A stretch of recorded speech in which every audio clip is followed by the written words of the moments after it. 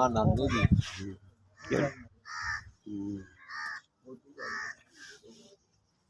ਨੀਵੇਂ ਕਰ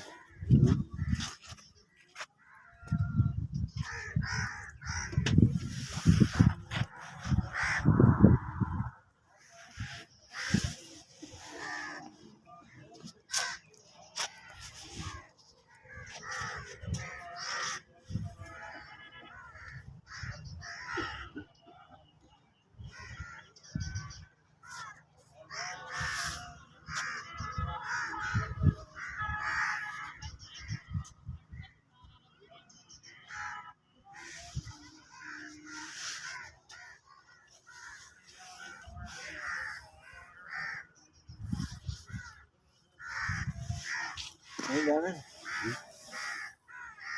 बोल रहा है खबर